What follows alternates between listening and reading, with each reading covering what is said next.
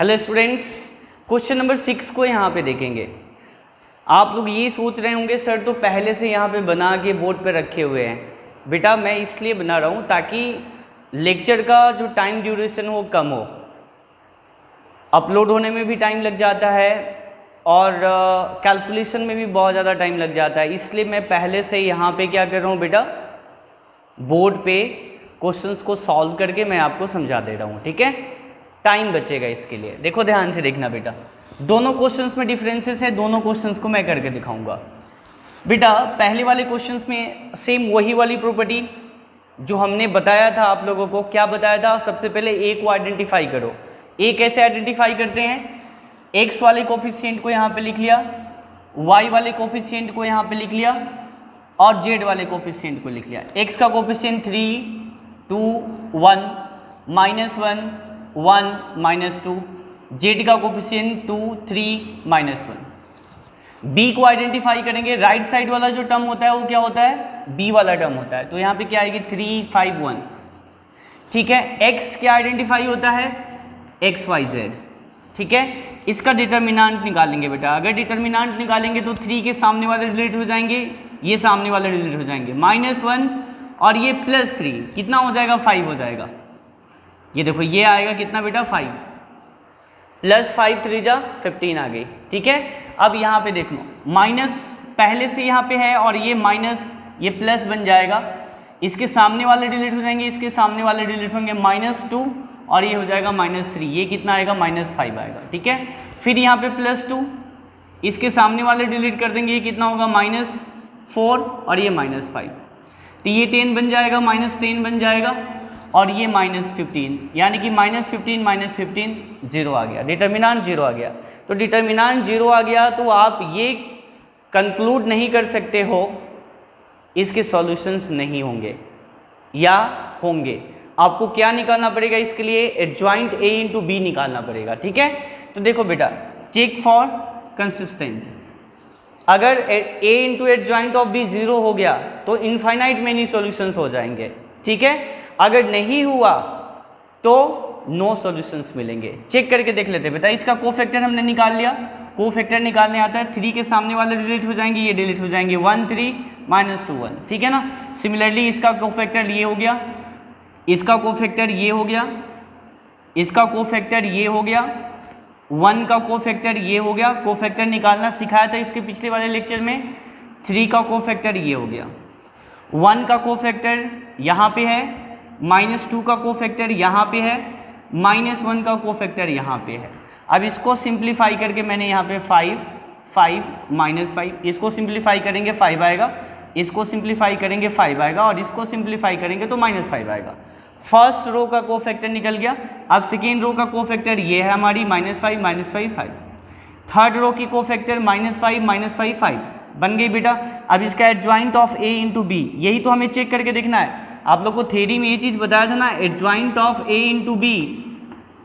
बेटा अगर 0 के इक्वल नहीं आता है और डिटर्मिनेंट ए 0 आती है तो यहाँ पे 2 केस राइज होता है। एक तो 0 के इक्वल नहीं आता है तो यहाँ पे क्या होगा बेटा, जब x निकालोगे तो यहाँ पे ए इनवर्स का मतलब क्या होता है पता ही है बेटा, A inverse into B. A inverse होता है adjoint of A into B upon determinant of A. देखो अगर ये 0 नहीं होगा, ये 0 नहीं होगा, ठीक है, और ये 0 हो जाएगा, ये 0 नहीं है, ऊपर वाला 0 नहीं है, ठीक है ना।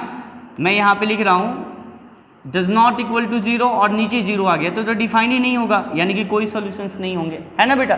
तो चलो एडजॉइंट ए इंटू बी हमने किया, जब हमने मल्टीप्लाई किया तो देखो ये 0 नहीं आ रहा है, 0 नहीं आ रहा है, इसका मतलब ये 0 नहीं आ रहा है और नीचे क्या आ गया? 0। इसीलिए क्या होगा बेटा, देखो यहाँ पे मैं लिखा हूँ, यहाँ पे adjoint of A into b 0 नहीं है, इसलिए x equal to adjoint a into b, यानी कि डज नॉट इक्वल टू 0/0, मतलब ये नॉट डिफाइंड हो गई बेटा। और नॉट डिफाइंड होगी तो क्या होगी? Equation has no solutions and inconsistent. ठीक है बेटा, यहाँ तक आप नोट कीजिए। इसके बाद क्वेश्चन नंबर 2 हम लोग देखते हैं। क्वेश्चन नंबर 2 में क्या देखोगे बेटा, a इंटू एडजॉइंट b जब निकालोगे तो ये भी 0 हो जाएगा। जब ये 0 हो जाएगा तो कैसे सॉल्व करेंगे, एक अलग वेराइटीज बन जाएगा क्वेश्चंस का। क्वेश्चन नंबर 2 करा देते हैं जिससे आपका 6 पार्ट हो जाएगा, फिर हम लोग 7 पार्ट करेंगे, एक एक क्वेश्चन हर पार्ट से करेंगे। अगर अलग अलग टाइप का क्वेश्चंस है तो हर अलग अलग टाइप का क्वेश्चंस को कर देंगे ताकि आपसे हर क्वेश्चन सॉल्व हो जाए। ठीक है, यहाँ तक नोट कीजिए, आगे देखते हैं।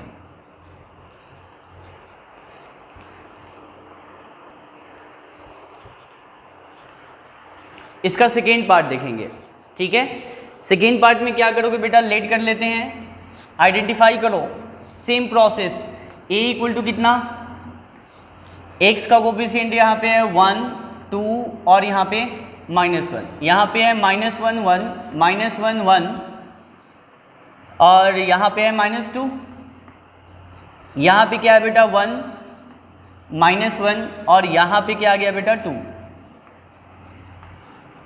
b को आइडेंटिफाई कीजिए, b राइट साइड वाला टर्म होती है 3 2 1 3 2 1 और x तो पता ही है आपको क्या होती है बेटा x y z। पहले तो हमें क्या करना चाहिए, डिटर्मिनेंट निकालना चाहिए, है ना बेटा। अब हम यहाँ पे डिटर्मिनेंट से ये आइडेंटिफाई नहीं कर सकते कंसिस्टेंट होगा या इनकंसिस्टेंट होगा। आइडेंटिफाई कहाँ से होगा, adjoint of a into b से होगा। ठीक है ना, तो चलो पहले चेक करके देखते हैं इसका डिटर्मिनेंट क्या आ रहा है। प्यारे बच्चों, इसका डिटर्मिनेंट निकालिए। एक बार आप इसके कोफिशिएंट को देखिए, सही लिखे हो 1 2 -1 -1 1 -2 1 -1 2, बिल्कुल सही है बेटा। इसका डिटर्मिनेंट निकालिए। 1 का सामने वाला डिलीट हो जाएगा, यहाँ पे क्या हो जाएगी 2 और ये हो जाएगी +2 -2 हो जाएगी, ये तो 0 आ गई बेटा, प्लस ये माइनस माइनस क्या आ जाएगा, प्लस आ जाएगा 1। अब देखो यहाँ सामने वाला डिलीट हो गया, ये सामने वाला डिलीट हो गया, ये 4 बन जाएगी और 4 - 1 कितनी हो जाएगी, 3 हो जाएगी। यहाँ पे मैं +1 लेता हूँ तो +1 लूँगा तो क्या आएगी प्यारे बच्चों, ये डिलीट हो गया, ये डिलीट हो गया, ये -4, ये -4 और ये हो जाएगी +1 यानी कि हो जाएगी -3 हो जाएगी। बेटा ये भी 0 आ गया देखो। अब डिटर्मिनेंट ऑफ a 0 आ गया, इसका मतलब ये जरूरी नहीं है कंसिस्टेंट होगा या इनकंसिस्टेंट होगा। अब हमें मतलब हम ये नहीं बोल सकते हैं कंसिस्टेंट होगा या इनकंसिस्टेंट होगा। हमें चेक क्या करना पड़ेगा बेटा, इसके लिए चेक क्या करना पड़ेगा, adjoint of a into b, ये क्या आ रहा है। अगर ये 0 आ जाएगा, अगर ये 0 आ गया तो क्या होंगे, इनफाइनाइट मेनी सॉल्यूशंस आ जाएंगे, इनफाइनाइट मेनी सॉल्यूशन आ जाएंगे। चेक करके देखना पड़ेगा पहले। क्या कैसे चेक करेंगे बेटा, सबसे पहले हम क्या निकालते हैं, इसका कोफैक्टर निकालते हैं। बेटा इसका कोफैक्टर क्या आएगा, मैं लिख देता हूँ 0 -3 -3 0 3 3 0 3 3, ये इसका कोफैक्टर आएगा। मैं पहले से निकाल के यहाँ पे साइड में रखा हूँ। आपको कोफैक्टर निकालने आता है ना, 1 का कोफैक्टर कैसे निकालोगे, 1 के सामने वाले डिलीट, ये डिलीट हो जाएंगे। ये देखो 2 -2 क्या आ गया, 0 आ गया। फिर -1 के सामने वाला, यहाँ पे माइनस साइन रहेगी पहले से, ये डिलीट हो जाएगा, ये डिलीट हो जाएगा, तो ये क्या हो जाएगा 4।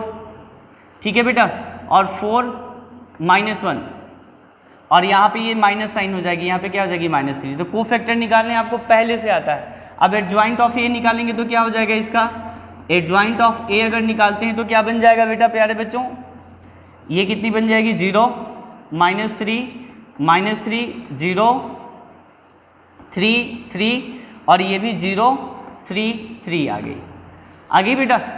अब एडजॉइंट ए इंटू बी निकालिए, एडजॉइंट ए इंटू बी निकालिए। कंसिस्टेंट अगर निकालने के लिए बेटा एडजॉइंट ए इंटू बी, अगर आपको चेक करने के लिए बोले कंसिस्टेंट चेक करो, ये कंसिस्टेंट है या इनकंसिस्टेंट है, तो यही तरीका है निकालने का। आपको एडजॉइंट ए इंटू बी निकालना ही पड़ेगा। ठीक है, एडजॉइंट ए इंटू बी अगर डज नॉट इक्वल टू 0 आता है तो 100% इनकंसिस्टेंट है, कोई सॉल्यूशंस नहीं मिलेगी। अगर 0 आ गया तो इनफाइनाइट सॉल्यूशंस मिलेंगे। तो वो कैसे निकालेंगे मैं यहाँ पे बताऊंगा। ठीक है, चलिए निकालेंगे तो कितना आएगा बेटा, ये कितना आ जाएगी 0 0 0 -3 3 3 -3 3 3, ये आ गई बेटा। बी की वैल्यू क्या आई है 3 2 1। इसको जब हम मल्टीप्लाई कर रहे हैं तो जीरो, ये सारे जीरो हो जाएंगे। यहाँ पे -3 या -9, 6 और +3 ये भी जीरो, -9 + 9 जीरो, -6 + 6 -3 और यहाँ पे +3 ये भी जीरो। देखो बेटा यहाँ पे क्या आ गया बेटा, यहाँ पे एडजॉइंट ऑफ A × B जब हमने निकाला तो क्या आ गया बेटा, जीरो आ गया। मतलब ये केसेस जो होता था ना बेटा, याद आ रही है, अगर डिटर्मिनेंट जीरो होता तो यहाँ पे दो केसेस आते थे।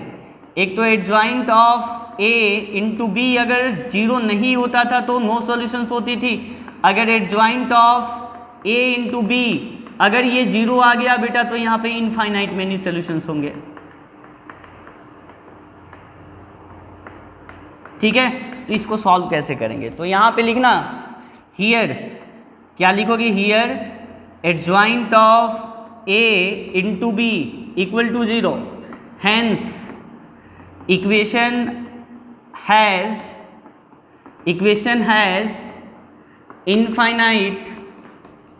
infinite many solution, है ना। therefore the given equation is consistent। चलो अब कंसिस्टेंट है तो आप वैल्यू भी निकालना पड़ेगा हमें। अब वैल्यू कैसे निकालते हैं मैं दिखाता हूँ। जब भी ऐसा आ जाए बेटा एडजॉइंट ऑफ A × B भी जीरो हो जाए और डिटर्मिनेंट ऑफ A भी जीरो हो जाए, उस केस में क्या होता है बेटा, इनफाइनाइट मेनी सॉल्यूशंस होते हैं और जो गिवन इक्वेशंस जो होती है वो क्या होती है, कंसिस्टेंट होती है। तो आगे नाउ अब यहाँ से इंपॉर्टेंट पॉइंट है, यहाँ से निकालेंगे कैसे, है ना। तो सबसे पहले क्या करते हैं, अरे इक्वेशन ही मिटा दिया, मैं इक्वेशन लिखना पड़ेगा मुझे। इक्वेशन में लिख देता हूँ बेटा, ये था x - y + z = 3, ठीक है। 2x + y - z = 2, 2x + y - z = 2 और -x - 2y + 2z = 1। चलो ये था। अब बेटा इसके बाद हमें क्या करना है, नाउ यहाँ तक होने के बाद, ठीक है बेटा, ये एक्सप्लेनेशन लिखोगे, उसके बाद नाउ आप एक किसी भी वेरिएबल को k सब्स्टिट्यूट कर सकते हो, किसी भी वेरिएबल को k सब्स्टिट्यूट कर सकते हो, x y z, k के जगह पे आप u रख लो, h रख लो, कोई भी कांस्टेंट हम कर सकते हो।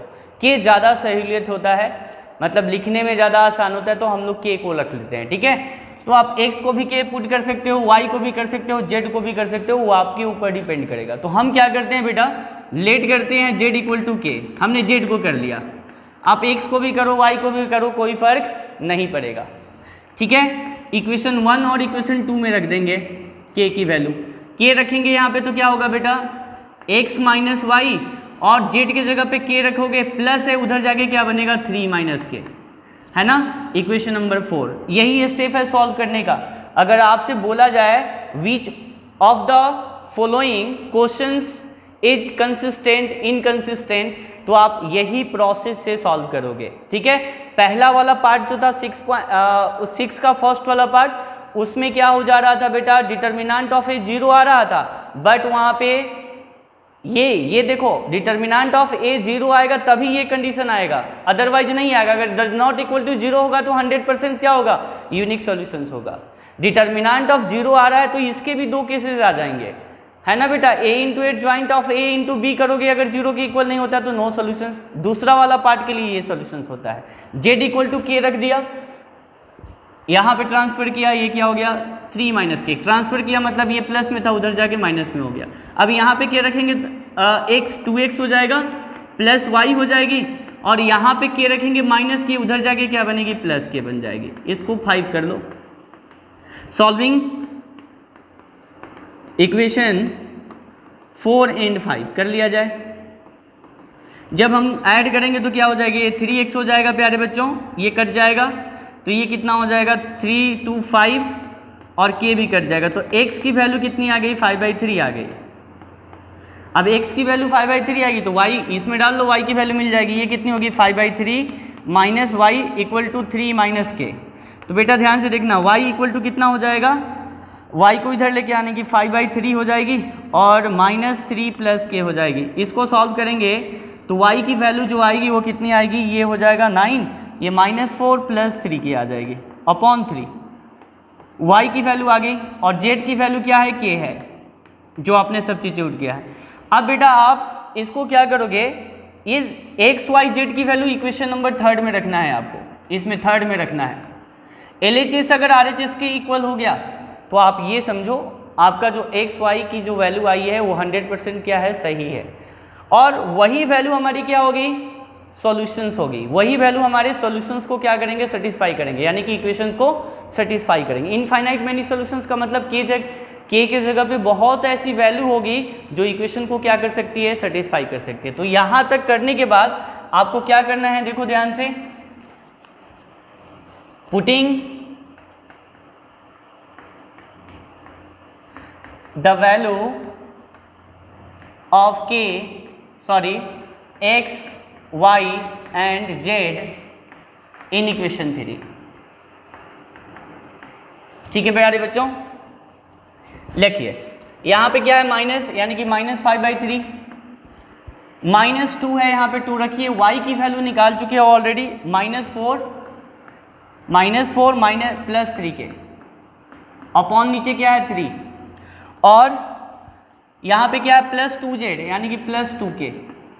राइट साइड में क्या है बेटा, ये LHS की वैल्यू है, LHS को देख लो, RHS में 1 है तो 1 आना चाहिए, इसको सॉल्व करने के बाद 1 आना चाहिए। 5/3 आ गया, LCM 3 आ जाएगी, ये हो जाएगी 5 और ये हो जाएगी +8 हो जाएगी, ये बिल्कुल सही है, हाँ, और ये हो जाएगी -6k हो जाएगी,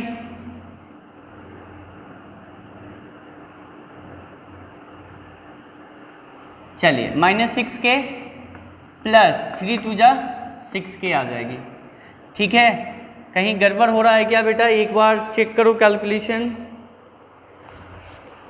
-5/3 और ओके, ये -5 है मेरे प्यारे बच्चों और ये +8 है, बिल्कुल सही है। ठीक है, बिल्कुल सही है बेटा, ये कट गया और ये क्या आ गया 3/3, क्या आ गया बेटा 1। ठीक है, हेंस क्या लिखोगे, द गिवन